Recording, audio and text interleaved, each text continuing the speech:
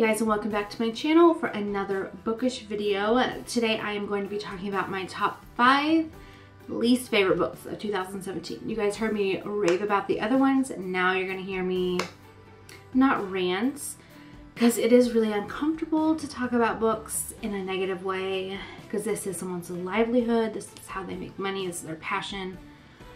But I mean, different strokes for different folks. You know, there are some books on this list that maybe you loved, or maybe you didn't care for either. Same with my top 5. There's probably books in there people were like, ugh. It is what it is. So, let's go ahead and get started. The first book I was going to talk about is called The Quilters Kitchen, and that's by Jennifer Cheverini. And I gave that book 2 stars. It's the lowest rating I think I've given any book besides just not finishing it. And I do feel bad because like that series is like what got me back into reading after taking such a long break. But I feel like it was a half-assed book. I really do. I just don't feel like, I don't even know how to explain it. Like, it's about the chef who works at the quilting school.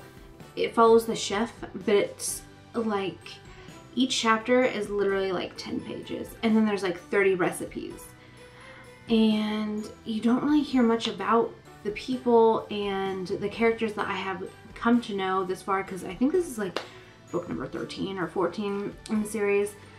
The characters that I am following and I am like dying to find out about, there was like nothing in it. They were like cleaning out the kitchen and like reminiscing, but they were like short, not very good reminiscences.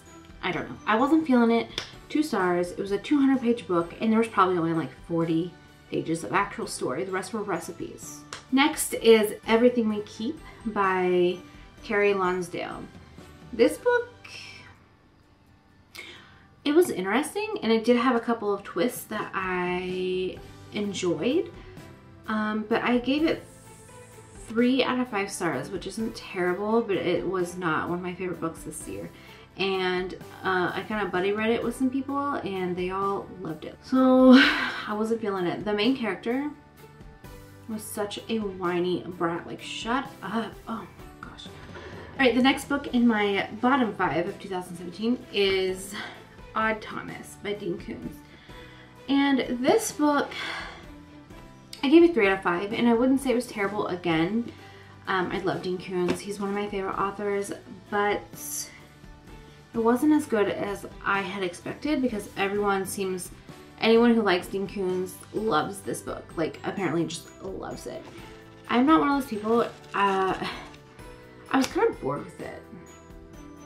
Basically, it didn't, like, a lot of parts didn't keep my attention. I found myself like wandering off, and yeah, so that's all I got to say about Dean. The next book is really disappointing because, well, I'll just tell you what it is. The next book is The Power by Naomi Alderman, and it's really disappointing because it could have been an amazing book. Like, amazing. And the premise behind it was so fascinating. If you don't know what it's about women, when they come of a certain age, they possess literally this power, and they can have electricity. Like, they can touch you, electrocute you, shoot electricity at you. It's really interesting, and it could have been really well, but again, some of the characters in this book I just didn't connect with them. I wasn't connecting with the characters, and I'm the kind of person that even if the plot is amazing, if I don't like the characters, like, I don't like the book, really. Some of them were okay, but they kind of annoyed me. One of the characters made stupid choices all the time, and it was so frustrating. Like, if you know you're gonna die if you do this, don't do it. It's not necessary. You know. The last book on here is Truly Madly Guilty by Liane Moriarty. My bad. This book ended really well. It was really interesting once you got to the twist, but I literally had to go almost 75% through the book before I got to an interesting part. And I'm not even sure why I stuck with it so long, but it took forever for me to get hooked. And but when I was hooked, it was really good, and like I was on the edge of my seat. But, you know, if you're gonna read 75% of the book before it gets really good, you're not gonna give me, I ain't gonna give you that many stars. So that is it for my 5 least favorite books of this year that I read. If you liked any of those books and you have a different opinion, this is not saying anything negative about you in any way, shape, or form. You know, we just all have different opinions. So yeah, I hope you guys enjoyed this video. If you did, make sure you like and subscribe if you haven't already. And thank you for watching, and I'll see you in my next video. Bye.